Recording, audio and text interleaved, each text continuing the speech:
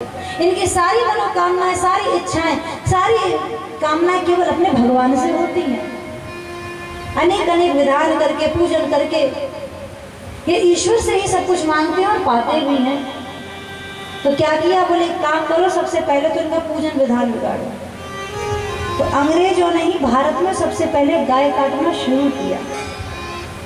अच्छा ये बताओ, भारत का पहला स्वतंत्रता संग्राम किसने छेड़ा था? किसने छेड़ा था बताओ, मालूम है? मंगल पांडे ने।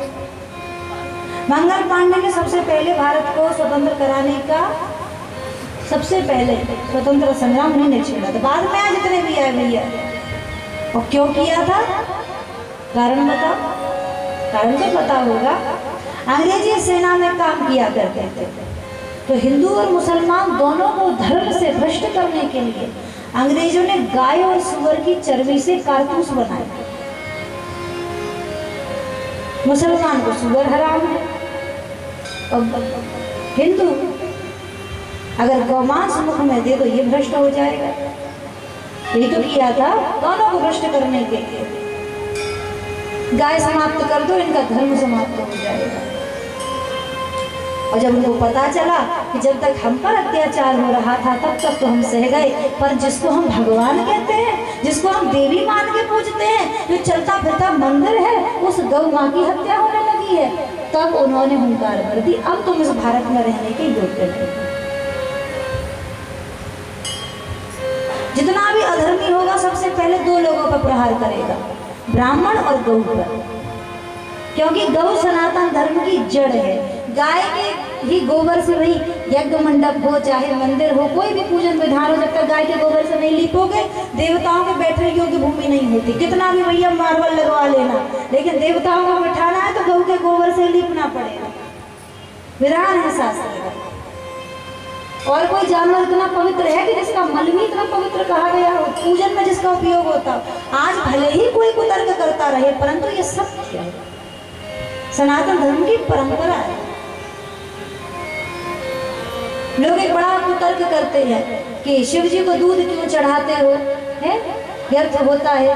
तो भारत में तो शिव जी को दूध चढ़ाने की परंपरा तब से है जब भारत में दूध की नदियां बहा करती। नदियों का मतलब इतनी गौधन थी, इतना गौ सेवा होता था, गौ माता का इतना सम्मान था कि भारत में ना तो खाने की कमी थी ना चढ़ाने की कमी थी। खूब दूध घी खाने के लिए था, खूब ठाकुर जी को चढ़ाने के लिए था, भगवान को भी अभिषेक कराया जाते थे। अब क्या है कि गाय पालना बंद कर दिया, खुद के पेट को दूध नहीं नसीब हो रहा, तो कह दो भाई भगवान को क्यों चढ़ा रहे हो, बेकार हो रहा, किसी गरीब को दे दो। सारे गरीब शिवरात्रि पे याद आते हैं सबको। अब कुछ दिन बाद तो लोग यूँ भी कहेंगे कि भगवान शंकर को पानी मत चढ़ाओ, तो पानी की भी कमी होने वाली है। हम पानी व्यर्थ कर रहे हैं, दूषित कर रहे हैं, और फिर पानी की कमी होगी तो लोग पानी में बंद कराने का बीड़ा उठा लेंगे। तो दोष किसका? मनुष्यों का।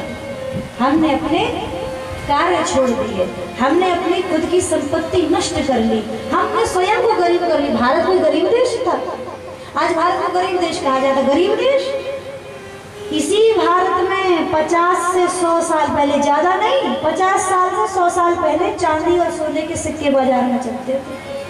आज भी घरों में होंगे लोगों के पुराने सिक्के चांदी के। आज भी नेक में पुराने सिक्के लोग माताएं एक दूसरे को देती हैं। बाजार में जहाँ चांदी के सिक्के चलते थे, सोने के सिक्के मुद्राओं में चलते थे, लोग कहते हैं वो गरीब देश। और किसी कंट्री में देख लो आप मुद्रा, तांबे का चलता था, कांसे का चलता था, लेकिन सोने चांदी के सिक्के कहीं नहीं चलते जो भारत में चलते थे। इतनी संपत्ति भारत पर थी, परंतु कैसे नष्ट हुई? क्योंकि हमने अपने कर्तव्य छोड़ दिया, हमने अपना धर्म छोड़ दिया, हमने अपनी लक्ष्मी छोड़ दी। पहले माताएं घरों में उठते ही गाय के गोबर से चौका लगाती थी। आज भी शहर में भी भले कई माताएं रह रही हो, लेकिन घर की देहली पर थोड़ा सा गाय के गोबर का लेपन करती है, स्वस्तिक आदि रंगोली बनाती है। तो पहले घर में कितने बड़े बड़े परिवार होते थे, कमाने वाला ही, खाने वाले 10-10 होते थे, तब भी रोता नहीं था कोई। वो आज कमाने वाले 4 हैं, फिर भी पूर्ति नहीं हो रही है। मोबाइल में टोट के देख रहे हैं, ऐसा करो लक्ष्मी आएगी, फलाना पौधा लगा लो, ढकाना पौधा लगा लो। घर की लक्ष्मी तो फेंक दी बाहर, अब टोटके करने में लग रही। शॉर्टकट चाहिए ना सबको। हम तो सदा समृद्ध हैं, थोड़ा भाव लाइए। शुद्ध वस्तु हो, शुद्ध पूजन हो, शुद्ध विधान हो, शुद्ध नियम। आज भी मंत्रों में शक्ति है, आज भी मंत्रों में शक्ति है, आज भी पूजन विधानों में सब में शक्ति है। आप श्रद्धा से कीजिए। जरूरी नहीं शंकर जी को टोटके सुन के टोटके पढ़ के नमक मिर्ची चढ़ाते रहो। अरे भोले बाबा तो एक लोटा जल से प्रसन्न हो जाते हो, भाव से तो चढ़ाओ। लगे पड़े हैं कामनाओं के पीछे। चमत्कार देवता का होता है, टोटके का नहीं होता। चमत्कार देवता में होता है। लेकिन हम अपनी भावना, अपनी कामनाओं के कारण ऐसे भटके हैं कि भैया टीवी में सुन लिया सोमवार का व्रत रखो, सारी कामनाएं पूरी होंगी। हाँ, रखने लग जाएंगे। कितने रखे? 4 रखे, 6 रखे, 12 रखे, 20 रखे, फायदा नहीं दिखा तो छोड़ा, मंगलवार का शुरू कर दो। हम तो महावीर मंदिर जाएंगे, मंगलवार का व्रत करना। बोले बाबा सुन ही नहीं रहे हैं। हनुमान जी जल्दी सुन लेंगे तो फिर हर मंगलवार हनुमान जी को चोला चढ़ने लगेगा। 5-6 महीना हनुमान जी को चोला चढ़ाया, मंगलवार का व्रत किया, इससे भी फायदा नहीं लग रहा, अब बुधवार का शुरू कर देगा। यही करते रहते। क्यों? भगवान में श्रद्धा नहीं है, अपनी कामनाओं के गुलाम बने हुए हैं, अपनी इच्छाओं के गुलाम बने हुए हैं। भगवान के अलग अलग है, कोई भी भगवान अलग नहीं है। एक साथ है, सब सद है, सब साध है, सब वही शिव है, वही हनुमान है, वही राम है, वही कृष्ण है। कोई भी एक रूप पकड़ लो, किसी भी एक रूप को पकड़ लो।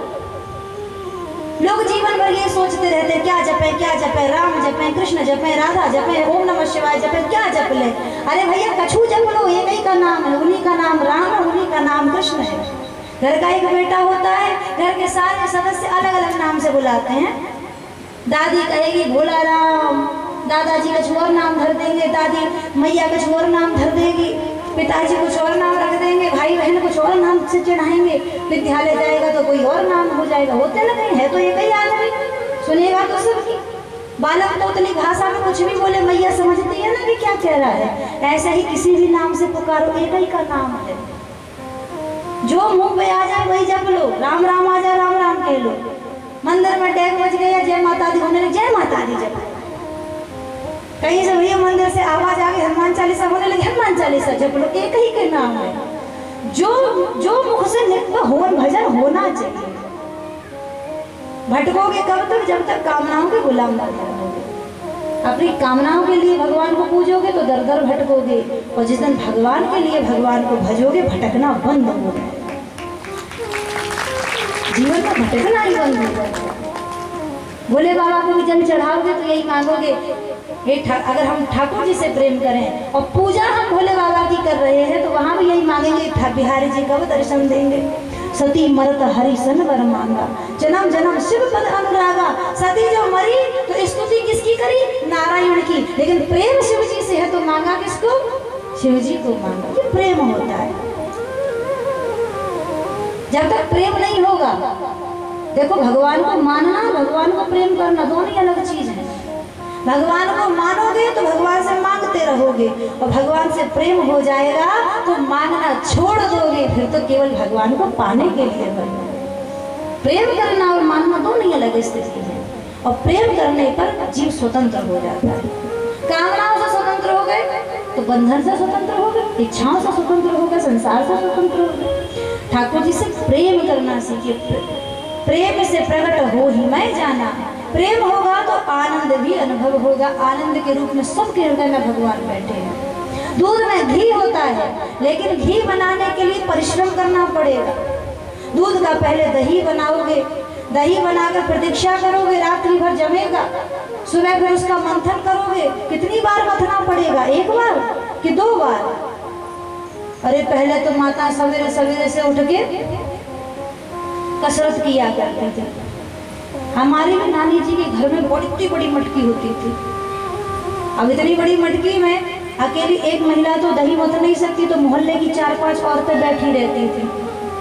मक्खन निकलता था, और जो छाछ बचती थी तो ले जाती थी, उसके बदले में क्या करती थी, दही चलवा जाती थी। बड़ा परिश्रम लगता, जितनी बड़ी मटकी होगी, जितना बड़ा सामान होगा। सवेरे से कसरत करती थी। अब नहीं होती कसरत, इसीलिए दवाइयाँ खानी पड़ती हैं। कभी कमर दुख है, कभी कंधा दुख है, कसरत समाप्त हो गई। अब तो हर चीज़ बटन से हो जाती है, हर चीज़ हो जाती है। उस दही को जमाओगे, फिर मथोगे कितनी बार, एक दो बार नहीं, हजारों बार मथना पड़ेगा। हजारों बार मथोगे, उसके बाद भी, इतने परिश्रम के बाद भी घी नहीं निकलेगा, मक्खन प्रकट होगा। और जब उस माखन को, जब इतने मंथन के बाद जब वो माखन प्रकट हो जाए तो क्या करते हैं, फिर उसको अग्नि पर तपाया जाता है। फिर अग्नि पर उसको तपाओगे, कब तक तपाओगे, जब तक सारी अशुद्धि ना जल जाए और जो उस घृत है जिससे दीपक जलता है वह प्रकट ना हो जाए, तब तक उसको तपाना पड़ता है। ऐसे ही हमारे हृदय में आनंद छिपा है, लेकिन आनंद में क्या है, खटाई पड़ गई है, काम क्रोध लोभ मोह मद मत्सर माया की तो जम गया है। अब आनंद अनुभव नहीं हो रहा है। हम अच्छा कार्य करना चाहते हैं, हम दूसरे का भला करना चाहते हैं, लेकिन ईर्ष्या पीछा नहीं छोड़ती। हम दान करना चाहते हैं, लेकिन लोभ पीछा नहीं छोड़ता है। हम बहुत पुण्य करना चाहते हैं, लेकिन हमारी कामनाएं, हमारे काम क्रोध मद मोह हमें अच्छा कार्य करने ही नहीं दे रहे। ये खटाई पड़ी हुई है हृदय में। तो क्या करो, बोले अपने हृदय का मंथन करो। किससे मंथन करो, बोले सत्संग की मथानी से इसका मंथन करो।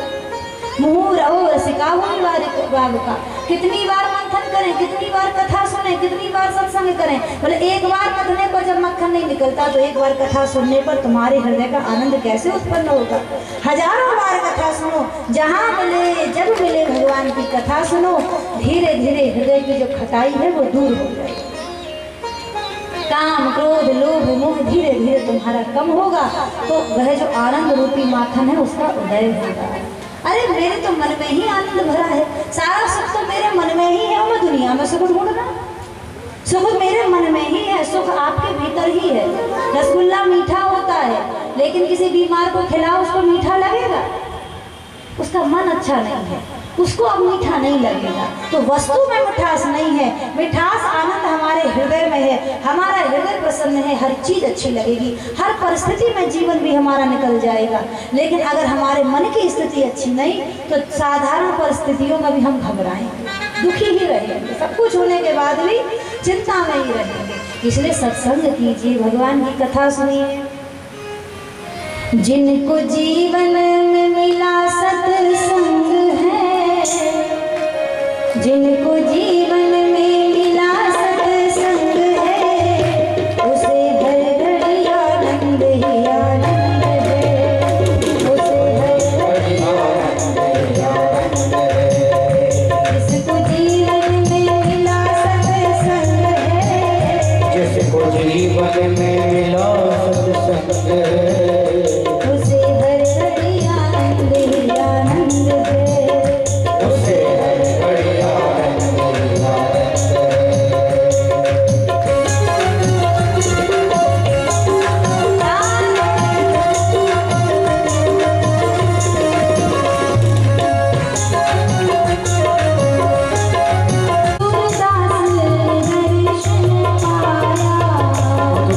माला मेरा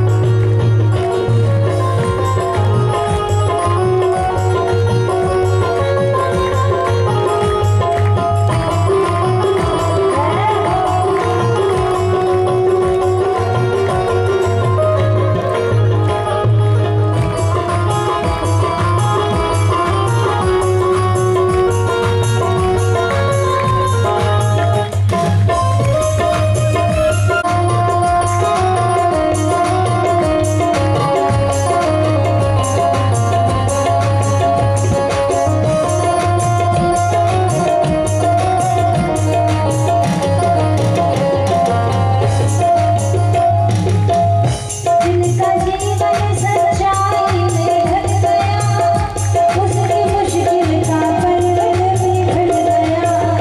जिसका जीवन सच्चाई में ढल गया, उसका मुश्किल का पल भी ढल गया। जिसका जीवन सच्चाई में ढल गया, उसकी मुश्किल का पल भी ढल गया।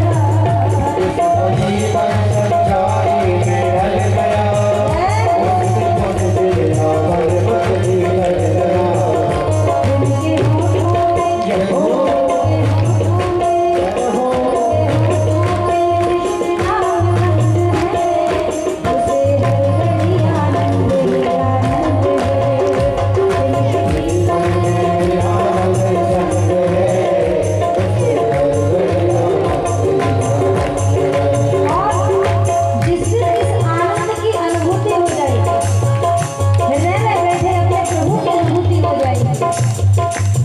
जितना सत्संग करोगे उतना हृदय का मंथन होगा, विचारों का मंथन होगा। बुराइयों आप स्वयं विचार करोगे मुझ में क्या रोग है, क्या कमी है, और जब पता चल जाए तो उसका इलाज भी यही होगा। बार बार सुनिए, बार बार कथा श्रवण कीजिए, धीरे धीरे सब दूर होगा, हृदय का मार्ग में भी आनंद प्रकट होगा। फिर तपस्या की, संयम की, नियम की अग्नि पर इस हृदय को तपाना होगा। बची हुई अशुद्धि जब उसमें जल जाएगी तो ज्ञान का प्रकाश उदय हो जाएगा, हृदय आनंद से भर जाएगा।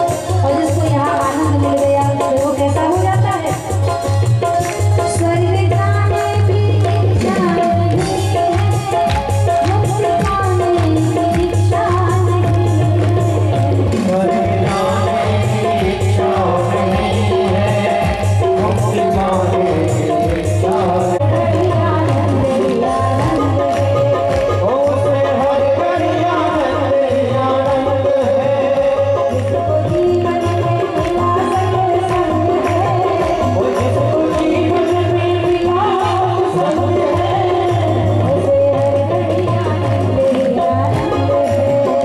उसे हर घड़ी आनंद ही आनंद है। ओसे हर घड़ी आनंद ही आनंद है। उसे हर घड़ी आनंद है। उसे हर घड़ी आनंद ही आनंद है।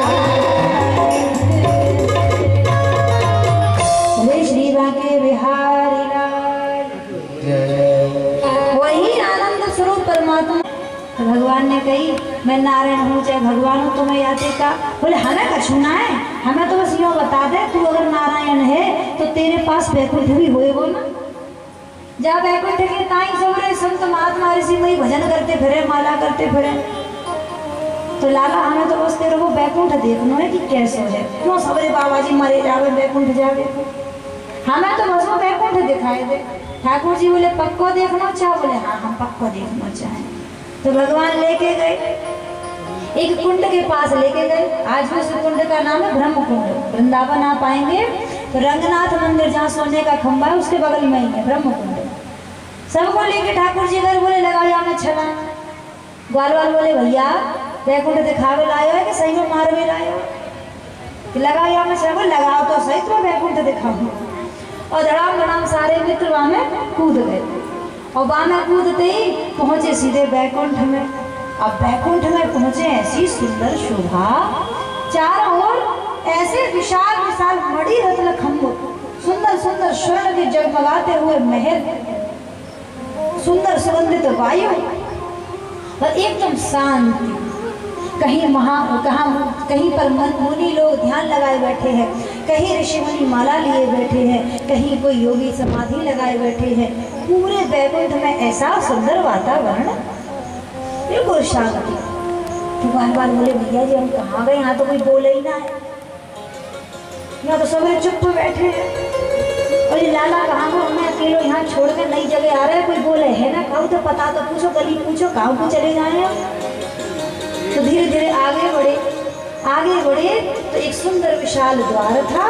द्वार के भीतर शेष नागों में निशेष नाग पर ठाकुर जी विराजमान। तो बार बोलते भैया देख कन्हैया वो लेटो, हमें यहाँ अकेला छोड़ के वहाँ आराम से सो रहे। तो जोर से चिल्ला के आवाज लगा ओ कन्हैया। और जैसे ही आवाज लगाई द्वार पर खड़े जय विजय ने कहा चुप, फिर वैकुंठ है यहाँ हल्ला नहीं करते, शांति। बोले भैया जी कहाँ गड़बड़ जगह आ गए, यहाँ तो बोलन मिला दे, खुद बोले ना बोलन दे। अरे वो लाला बात सुनो। तो जय विजय बोले वो लाला नहीं है। अरे हमारा कन्हैया, एक तो बोले कन्हैया होंगे कहाँ वृंदावन में, यहाँ तो जगन्नाथ प्रभु बैठे हैं, यहाँ तो जगदीश प्रभु बैठे हैं। बोले ये क्या करते, बोले ऐसे ही सोते रहते हैं। बोले तो जी वाले भगवान हमें नहीं चाहिए जो सोते ही नहीं। वो सारे मित्र जोर जोर से कह रहे लाला हमें तेरो बैकुंठ अब नहीं देख लो, हमने तो देख लियो तेरो बैकुंठ, अब हमें तो बुला ले वृंदावन वापस। बहुत देर हो गई जब ठाकुर जी नहीं बुलाए तो जोर जोर से सारे बच्चे रोने लगे। आज जैसे आँख बंद करके रोए, आँख खोली तो खड़े वृंदावन में, सामने ठाकुर जी खड़े हंस रहे थे। बोले भैया कैसा लगा बैकुंठ? बोले बिल्कुल बेकार, कितना बेकार बैकुंठ, जहाँ में ना बोल पाओ ना ना। अरे यहाँ तो हमारे साथ खेल रहे है, खा रहे है, और वहाँ पर कह रहे कि तू बस ऐसे सोता रहे, कोई बोले नहीं, सब शांत रहे। ऐसे बैकुंठ में जाके हम क्या करेंगे, हमारा तो वृंदावन नहीं अच्छा है। जहाँ ठाकुर जी हमारे साथ खेल रहे हो, जहाँ ठाकुर जी हमारे संग नाच रहे हो, जहाँ ठाकुर जी हमारे संग खा रहे हो, ऐसा बैकुंठ, ऐसा वृंदावन छोड़ के हम बैकुंठ जाओ? कहा करो बैकुंठ ही जाई, जहाँ न यमुना जल अति निर्मल, जहाँ नहीं वृक्ष कदम की छाई। कहाँ करो बैकुंठ ही जाई।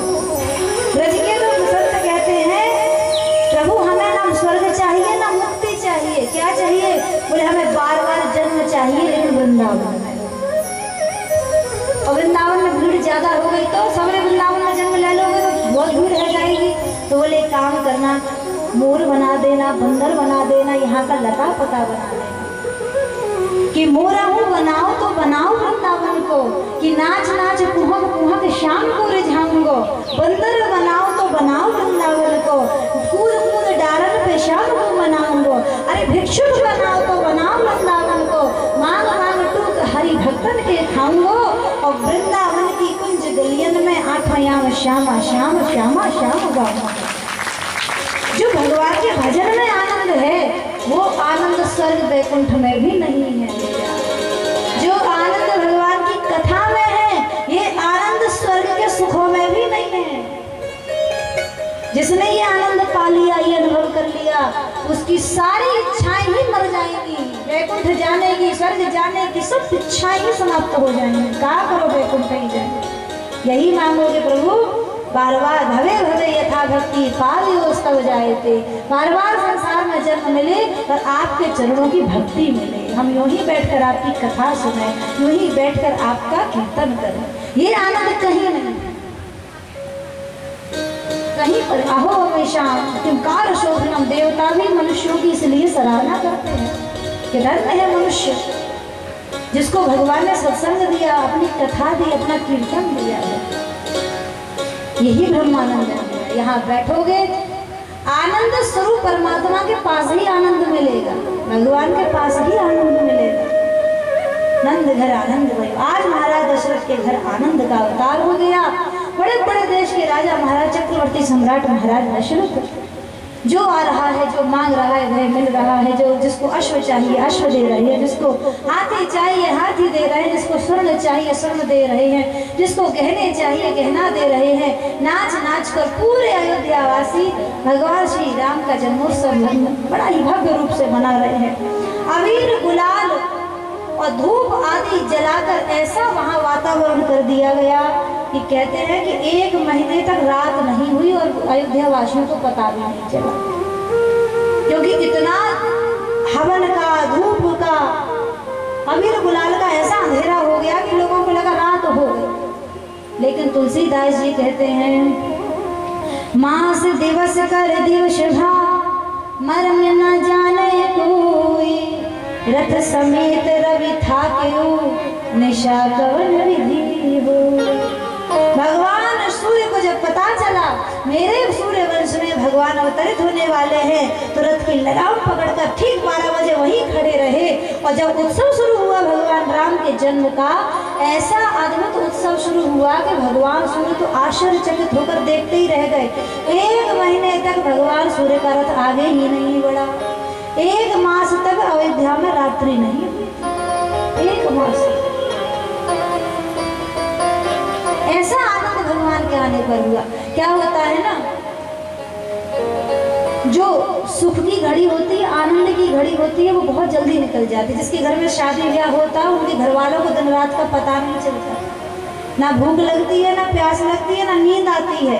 जब बेटी की विदा हो जाए तब जाके पता चलता है कि भैया हम 3 दिन से नहीं सोए हैं। अरे हमने तो 3 दिन से खाया ही नहीं। आनंद की घड़ी सबसे शीघ्रता से निकलती है, दुख की घड़ी बहुत धीमी निकलती है, और उससे भी धीमा निकलता है इंतजार का समय, प्रतीक्षा का समय। कोई तुमसे कह दे भैया 10 मिनट बाद आएंगे, तुम 2 मिनट बाद कॉल लगा दो, अरे कहाँ रह गए। इंतजार का समय बड़े धीरे जाता है, दुख का समय भी धीरे जाता है, लेकिन आनंद की जो घड़ी होती है वो पता ही नहीं चलता। 1 महीना हो गया, नाच रहे हैं, गा रहे हैं, आनंद हो रहा है, लेकिन पता ही नहीं चला। 1 मास निकल गया, रात्रि नहीं हुई 1 मास तक। सूर्य भगवान रथ रोके खड़े रहे हैं, बाबा तुलसीदास जी गा रहे हैं, यह रहस्य काहू नहीं जाना, यह रहस्य काहू नहीं जाना, बिना नहीं चले करत गुण गाना,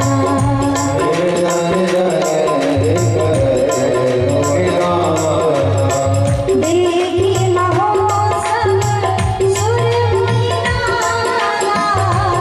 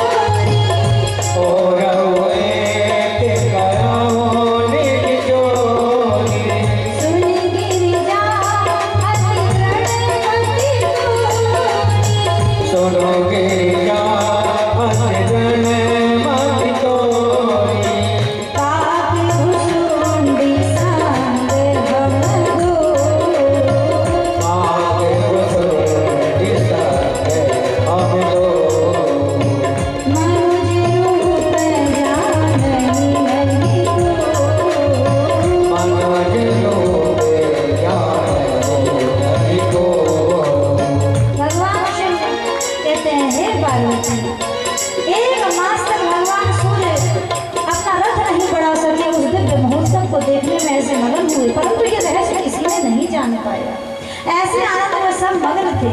देखी महोत्सव सुर मुनि नागा, देवता ऋषि मुनि गंधर्व समस्त उस महोत्सव को देखकर अपने अपने भाग्य की सराहना करते हुए निज निज धाम जाने लगे। और शिव जी धीरे से मुस्कुराए और कहते हैं, पार्वती तुम बहुत समझदार हो ना। पार्वती ने कहा, आज हमको समझदार कैसे कह रहे हैं? जब पति कोई ऐसी बात बताने वाला हो जिसको बताने में थोड़ा संकोच लगे तो पहले तारीफ करेगा, वैसे तो कहेगा तुमको कुछ नहीं आता। लेकिन कोई रहस्य की बात बतानी हो तो कहेंगे देखो तुम तो बड़ी समझदार हो, तुम ही समझ सकती हो, कौन समझ सकता। ऐसे ही भोले बाबा थोड़ा सा समझा के अति दृढ़ मति तोड़ी। हे पार्वती आपकी तो बुद्धि बड़ी दृढ़ है, अच्छी है, आप समझदार हैं। एक बात बताओ। हाँ बताइए। एक कहूँ निज चोरी, अपनी एक चोरी बताओ। बोले प्रभु आप कब से चोरी करने लगे? बोले अरे धन दौलत की चोरी थोड़ी करी। तो किस चीज की चोरी की? शिव जी ने कहा हम भी राम जी के दर्शनों की चोरी करने गए थे। राम जी के दर्शन की चोरी करने गए थे। अच्छा अकेले अकेले चले गए? नहीं नहीं हम तो नहीं जा रहे थे, काग मुसुंडी संग हम दो। पति का ऐसा ही होता है, कहीं जाना खुद को वो नाम मित्र का लगा देगा, अरे वो बहुत जिद कर रहा है इसलिए जाना पड़ा। ऐसे भोले बाबा भी कहने लगे कि काग मुसुंडी हमको ले गए थे संग में। और काग मुसुंडी कह रहे हैं भैया भोले बाबा के, भोले बाबा हमको संग लेके गए थे। भोले बाबा भी भेष बदल कर परमानंद प्रेम सुख भूले, बीतिन फिर नहीं मगन मन भूले।